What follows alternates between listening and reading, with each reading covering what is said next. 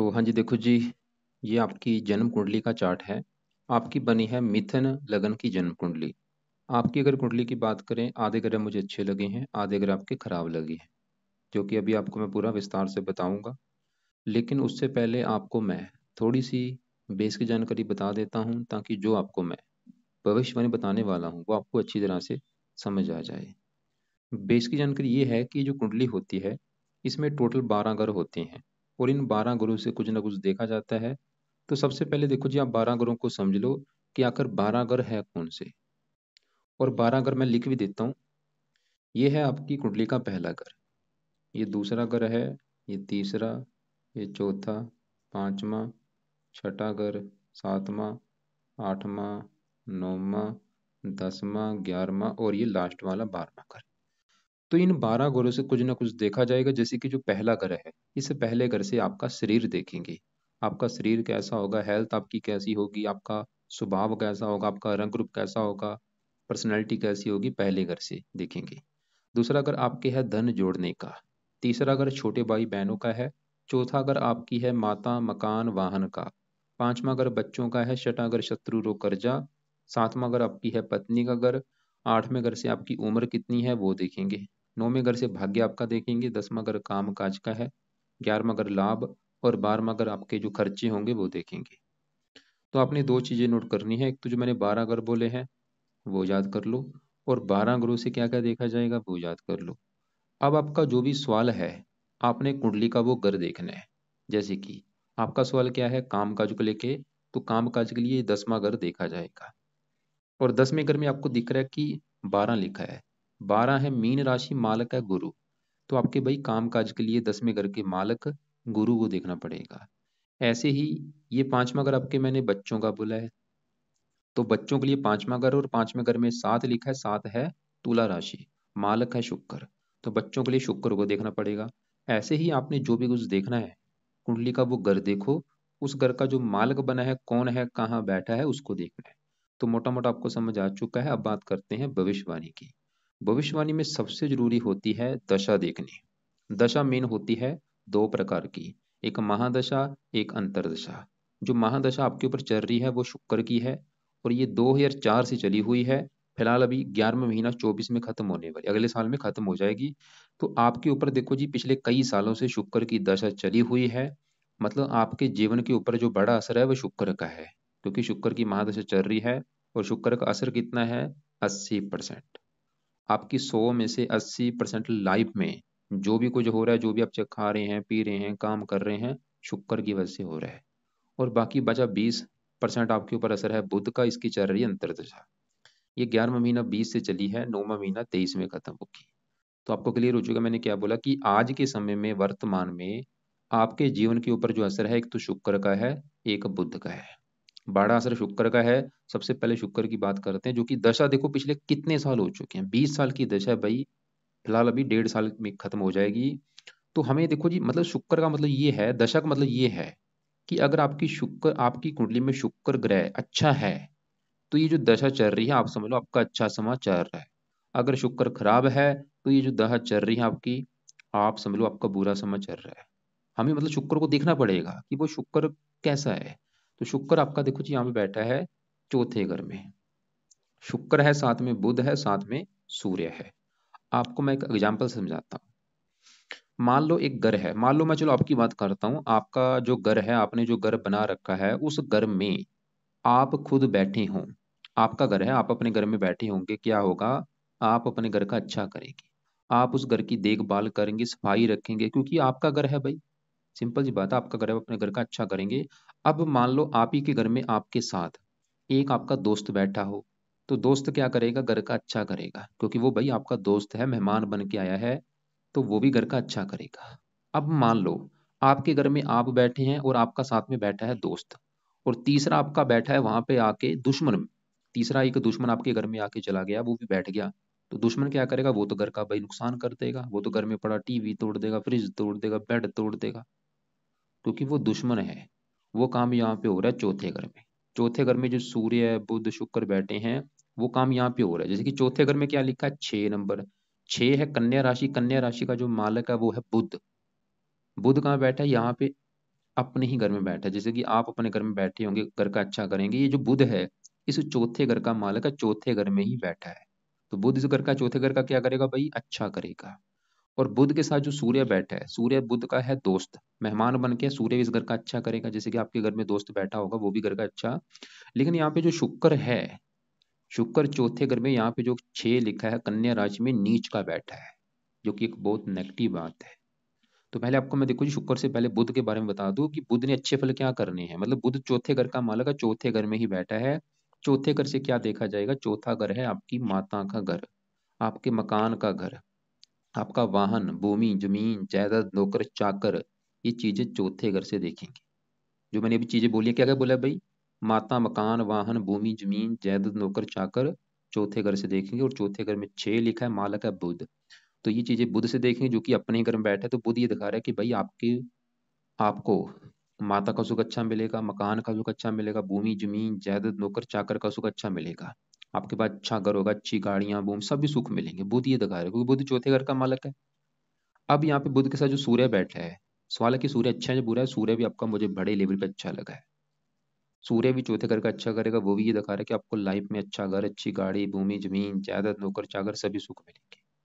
और सूर्य 10वें घर को देख रहा है, मान प्रतिष्ठा अच्छी। सूर्य की भी बात करते हैं।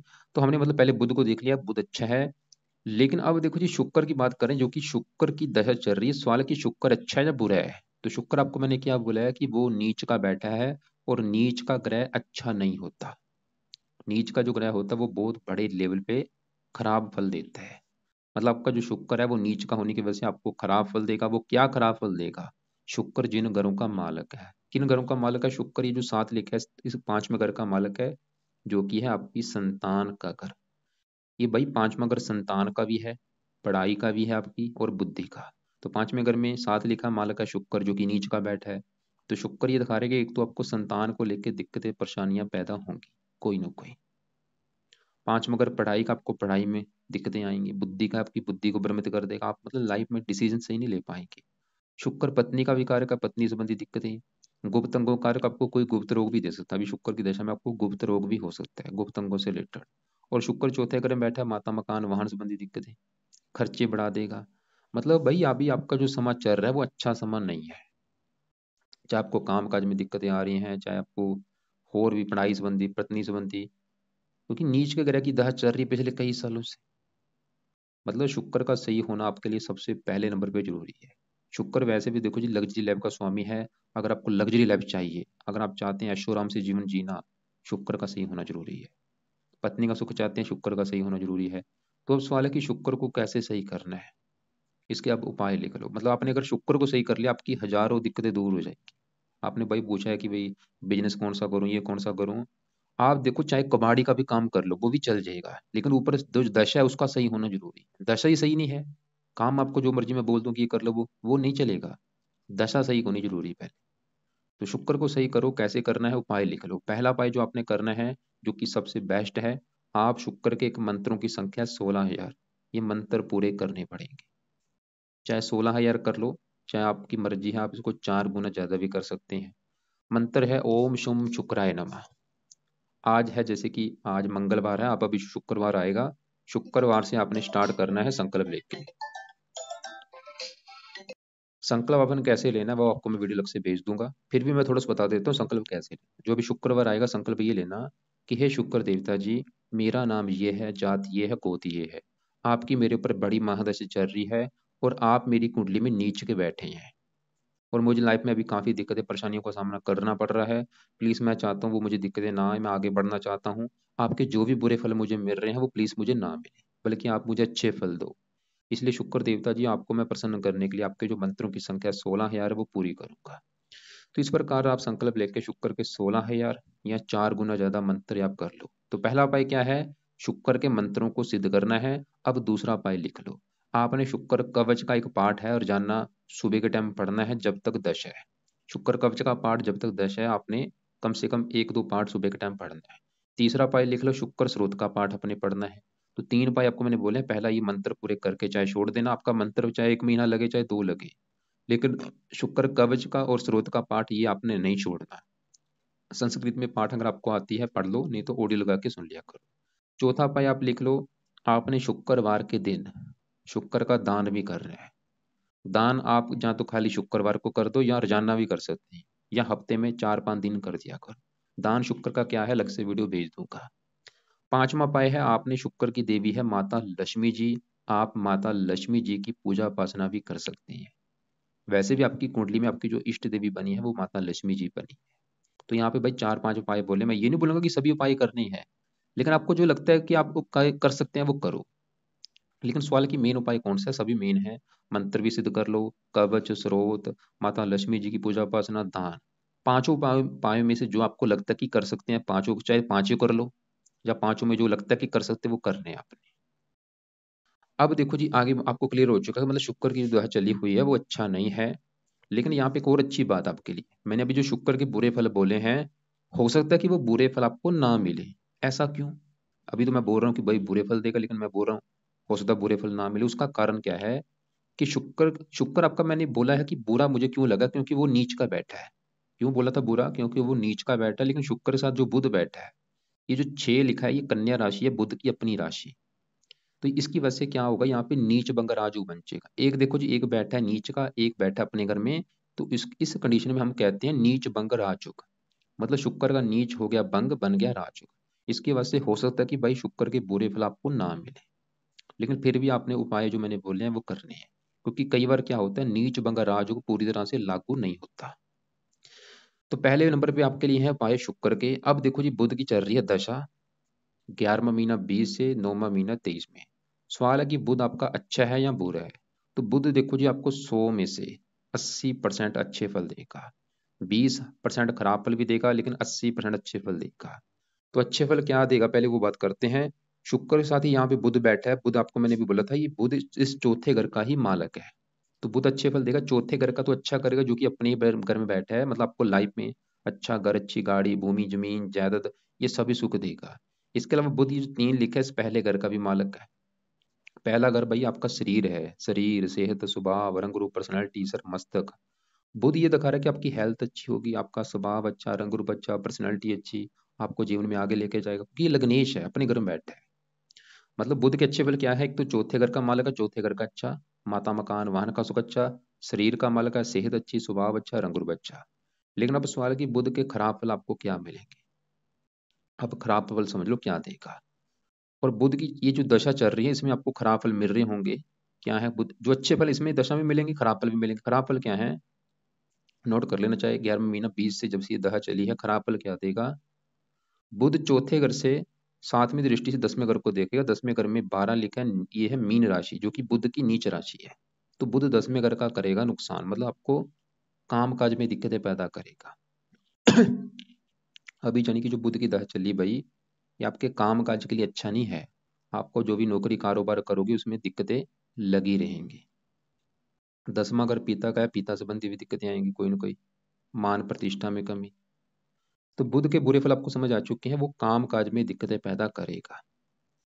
और ये जब तक दशा है, 9वां महीना 23 तक, अगर आप कोई काम कर रहे हैं, जो भी बिजनेस वगैरह, इसमें दिक्कतें लगी रहेंगी। अब यहाँ पे देखो जी, सवाल है कि भाई बुध को कैसे सही किया जाए, मतलब इसके जो बुरे फल है उससे बचा कैसे जाए। तो बुध के लिए आपने, वैसे तो दशा भी खत्म होने वाली, 1-2 महीना पड़ा है, फिर भी जब तक ये दशा है, आप क्या करो, आप कुछ बुध के जो उपाय हैं वो कर सकते हैं। जिसमें से आप पहला उपाय, बुध के देवता हैं गणेश जी। आप अगर आपको गणेश जी का कोई पाठ आता है, जैसे कि एक मंत्र है गणेश जी का, ओम गणपते नमः, ये आप कर सकते हैं एक माला सुबह के टाइम। या फिर आप दूसरा काम कर लो, आप बुध का जो मंत्र है खुद का, वो है ओम बम बुद्धाय नमः। ये आप बुधवार से स्टार्ट करके रोजाना एक माला कर लो। कब तक करना है, जब तक बुध की दशा है। तो ये दो आपको मैंने बोले, जहाँ तो गणेश जी का कोई पाठ कर लो, या मंत्र कर लो गणेश जी का, या बुध का जो मंत्र है ओम बम बुद्धाय नमः, वो आप कर सकते हैं। बाकी ज्यादा उपाय करने की जरूरत नहीं। अब देखो जी, आपके हम करते हैं दूसरे ग्रहों की बात। भाई आपकी कुंडली में क्योंकि आपका देखो मेन सवाल है कामकाज के बारे में, आपने कामकाज के बारे में पूछा कि भाई कामकाज कौन सा करूं, नौकरी कारोबार। तो ये जो 10वां घर है, ये होता है कामकाज का घर। नौकरी कारोबार जो आप करेंगे 10वें घर से देखेंगे। और 11वां घर होता है लाभ, मतलब काम काज तो कर लिया, उसमें लाभ होगा जो नहीं, 11वें घर से। और ये दूसरा घर होता है धन जोड़ने का घर, कि धन जोड़ेंगे कितना। 10वां घर काम काज, लाभ और धन जोड़ना। और सातवां घर होता है, सातवें घर से दो चीजें देखी जाती हैं मेन। एक तो सातवां घर होता है पत्नी का घर, आपकी पत्नी कैसी होगी वो सातवें घर से। और इसके अलावा सातवां घर है आपकी डेली की इनकम का घर। तो आपको समझ आ चुकी मैंने क्या बोला, कि सातवां घर है डेली की इनकम, दसवां घर है कामकाज, ग्यारहवां घर लाभ, और दूसरा घर धन जोड़ना। तो दसवां घर है कामकाज का घर, 10वें घर में लिखा है 12 नंबर, 12 नंबर है मीन राशि, मालक है गुरु। मतलब आपके काम काज के लिए हमें गुरु को देखना पड़ेगा। आपकी देखो जी, अगर कुंडली की बात करें सबसे बड़े लेवल पे जो ग्रह खराब लगा है मुझे गुरु लगा है। गुरु आपका सही होना बहुत बड़े लेवल पे जरूरी है। क्यों सही है होना जरूरी है आपको बताता हूँ भी। तो गुरु मैंने क्या बोला है 10वें घर का मालक है। और 10वें घर से देखो जी काम काज भी देखते हैं, 10वां घर आपके पिता का भी है, 10वां घर सरकार का भी है और मान प्रतिष्ठा का भी है। तो 10वें घर में 12 लिखा है, मालक कौन है गुरु। तो ये जो चीजें मैंने बोली इसके लिए किसको देखेंगे, गुरु को। और गुरु ये जो 9 लिखा है ये सातवें घर का भी मालक है जो कि पत्नी का घर है। और सातवां घर है डेली की इनकम का घर। तो गुरु मतलब आपको समझ आ चुकी है, दो घरों का मालक, एक तो 10वें घर का और सातवें घर का, और बैठा कहाँ पे है 12वें घर में। देखो जी गुरु सवाल है कि पहले सवाल है कि गुरु मुझे खराब लगा क्यों है। गुरु खराब इसलिए लगा है क्योंकि वो आपकी कुंडली में 12वें घर में बैठा है। और 12वां घर कुंडली का अच्छा घर नहीं होता। ये जो 12वां घर है ये खराब घर है। 12वें घर से देखते हैं खर्चे, हानि, दान दंड, हस्तक खर्चे, पागल खाना, विदेश यात्रा, जेल यात्रा, हत्या। खराब घर में बैठने की वजह से गुरु मुझे लगा है खराब। दो खराब योग बने। एक तो गुरु 10वें घर का मालक है, 10वां घर है सरकार राज, राजभंग योग बना। मतलब गुरु ये दिखा रहा है कि भाई आपको काम काज में दिक्कतें लगी रहेंगी, नौकरी कारोबार संबंधी दिक्कतें लगी रहेंगी। 10वां घर काम काज का, गुरु कहाँ बैठा है खर्च घर, मतलब काम काज जाके बैठा है खर्च घर में। मतलब आपका जो बिजनेस जो आप करेंगे उसमें खर्चे तो ज्यादा होंगे लेकिन आपकी आमदन कम होंगी। गुरु ये दिखा रहा है खर्चे ज्यादा होंगे बिजनेस में लेकिन आमदन कम होंगी। तो गुरु एक तो 10वें घर के रिगार्डिंग मतलब आपको काम काज में दिक्कतें देगा। 10वां घर पीता है, पीता संबंधी भी आपको दिक्कतें आएंगी, कोई कोई सरकारी कामों में भी दिक्कतें आएंगी, आपको मान प्रतिष्ठा में भी कमी होगी। और गुरु ये जो मैंने बोला था ये सात लिखा है, ये नौ में नौ लिखा है सातवां घर, घर है सातवां, लिखा है नौ, 9 नंबर धनु राशि, मालक गुरु। मतलब गुरु सातवें घर का भी मालक है जो कि पत्नी का घर है। ये गुरु भाई आपको पत्नी संबंधी भी दिक्कतें पैदा करेगा। विवाह भंग जो बना है, पत्नी संबंधी दिक्कतें आने का मतलब ये है कि जहाँ तो आपके विवाह में होगी देरी, या विवाह हो भी जाता आपको पत्नी से, पत्नी को लेकर दिक्कतें आएंगी कोई ना कोई। या तो पत्नी संबंधी दिक्कतें आने का मतलब ये है कि जहाँ तो पत्नी की बीमारी के ऊपर आपका खर्चा ज्यादा होगा, या पत्नी से आपकी नहीं बनेंगी, लड़ाई झगड़े होते रहेंगे, जब पत्नी से प्रेम नहीं मिलेगा, ऐसी दिक्कतें आपको आ सकती हैं। जब पत्नी से तलाक भी हो सकता है। मतलब पत्नी के रिगार्डिंग गुरु आपको खराब फल देगा। तो आपको समझ आ चुकी गुरु क्या क्या खराब फल देगा। एक तो आपको काम काज संबंधी दिक्कतें बड़े लेवल पे, पत्नी संबंधी दिक्कतें, डेली की इनकम को लेकर दिक्कतें, पिता संबंधी दिक्कतें, मान प्रतिष्ठा में कमी, कई मतलब गुरु के बुरे फल है। मतलब अगर आपने गुरु को सही कर लिया, वैसे गुरु अच्छे फल क्या देगा, 12वें घर में बैठा गुरु धार्मिक बनाता है, धार्मिक बनाएगा आपको, परोपकारी बनाएगा, धार्मिक कामों के ऊपर भी आपका खर्चा ज्यादा होगा। और वृद्ध अवस्था में आपको सन्यासी भी बना सकता है। मतलब आपका जो झुकाव है धार्मिक कामों के ऊपर ज्यादा होगा वृद्ध अवस्था में खासकर।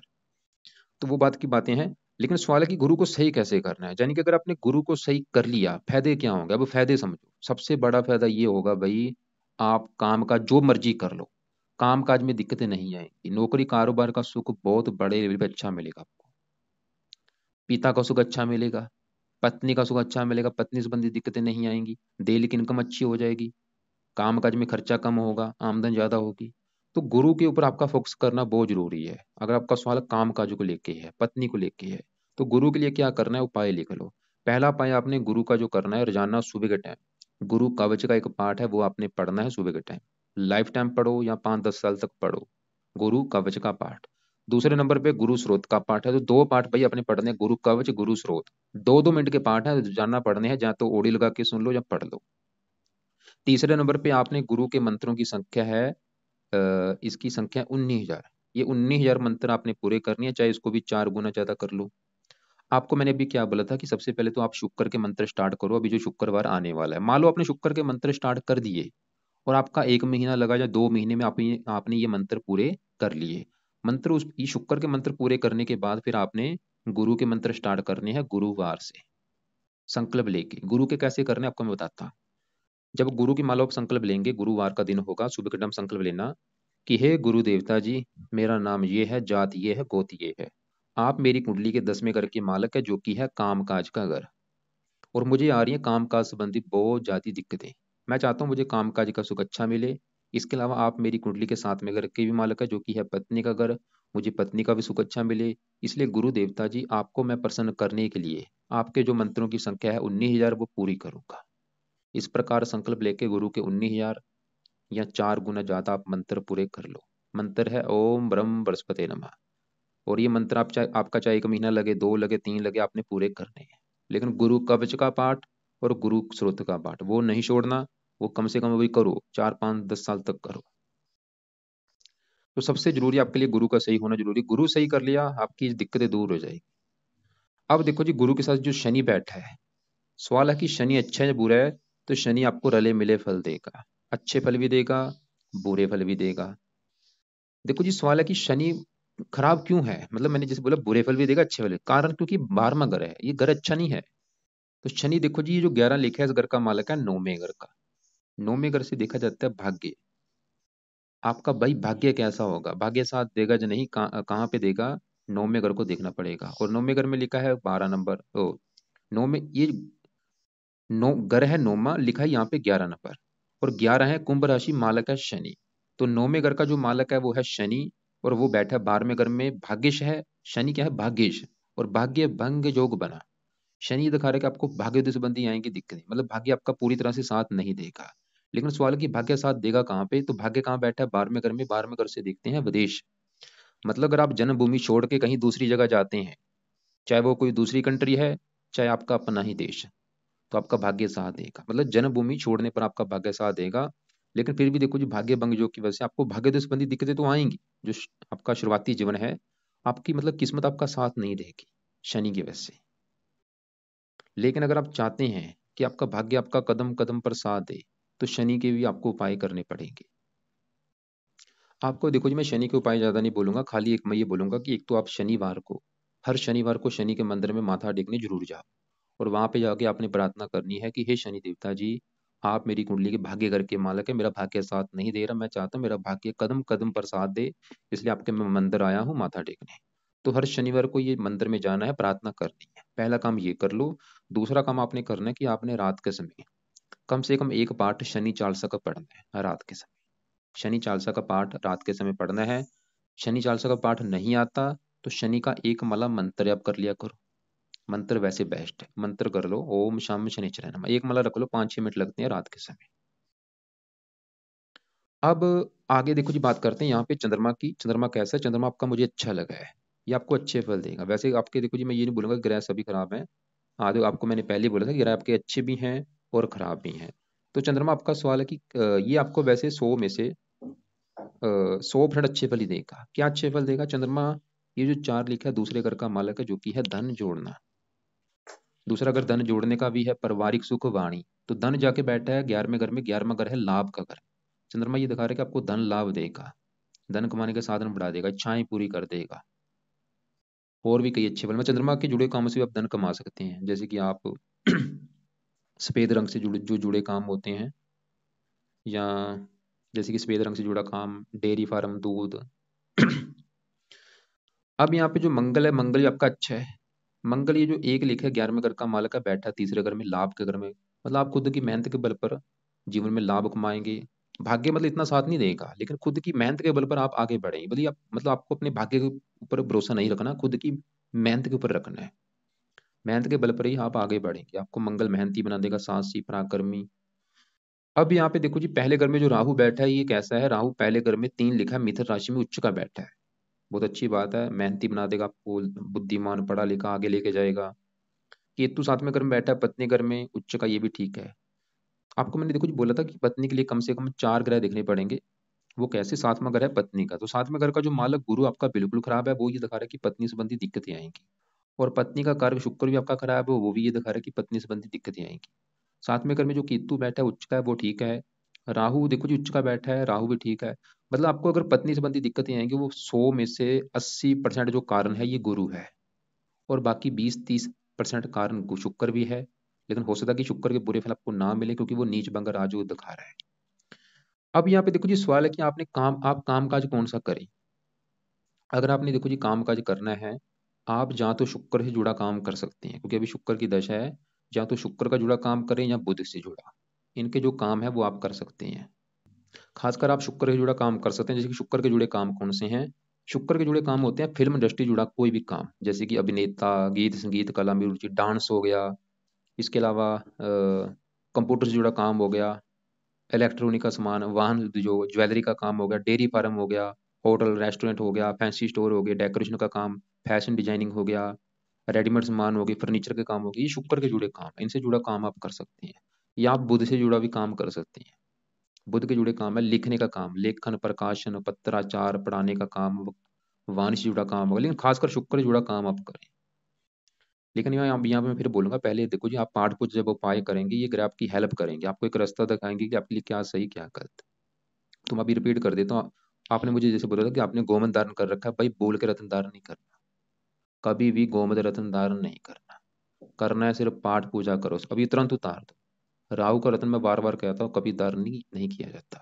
तो आपने करनी क्या क्या है, देखो जी, सबसे पहले नंबर पे आपको मैंने बोला है कि शुक्र के पाए आपने करने, क्योंकि बड़ा असर है वो नीच का है, और जब तक दशा है शुक्र के पाए आपने करने हैं। दूसरे नंबर पे आपको किसके लिए बोला मैंने, आपने एक तो गुरु के पाए करने हैं, जो कि आपका सबसे बड़ा खराब यही है, और मेन आपका जो सवाल है उस वो इसी के अंडर है, चाहे वो काम का चाहे डेली की इनकम है। तो गुरु के जो मंत्र आप बोला है, कवच, स्रोत, मंत्र पूरे करके चाहे छोड़ देना, चाहे गुरु का एक माला रोजाना करते रहो लंबे समय के लिए। गुरु कवच का स्रोत पाठ तो वो करते रहना है। शनि भी आपका खराब है, भाग्य के लिए शनि का मंत्र आप करो और शनि के मंत्र जाते रहो। और शुक्र की जब तक दशा है, शुक्र के जो मैंने मंत्र वगैरह बोले हैं वो कर लो। और बुध की जब तक दशा है, बुध का कर लो। और आपकी देखो जी, ये जो शुक्र की दशा है जब 24 में खत्म होगी, 11वां महीना 24 में, इसके बाद बड़ी दशा आपके ऊपर चलेगी सूर्य ग्रह की। और वो दशा आपकी काफी अच्छी होगी। लेकिन शुक्र आपका 0 डिग्री का है, ये पावर बिल्कुल कम है। इसकी पावर को बढ़ाने के लिए आपने इसका उस समय जब दशा स्टार्ट होगी 24 में, आपने इसका मंत्र जब रेगुलर करना है, ओम गृणी सूर्य नमः। वो दशा आपकी काफी अच्छी होगी, काम काज के लिए अच्छी होगी, और भी कई अच्छे फल आपको देगा ये। बाकी आप ऐसा कर लेना, जो आपको मेरी बात समझ ना लगी हो, जो आपके जो सवाल होंगे, वो आप मुझे कॉल करके पूछ लेना। कॉल आप मुझे कर लेना दोपहर, चाहे आप 2 और 3 के बीच में कर लेना, या शाम 7 और 8 के बीच में कर लेना। फालतू में रतन कोई धारण नहीं करना, करना है सिर्फ पाठ पूजा करो।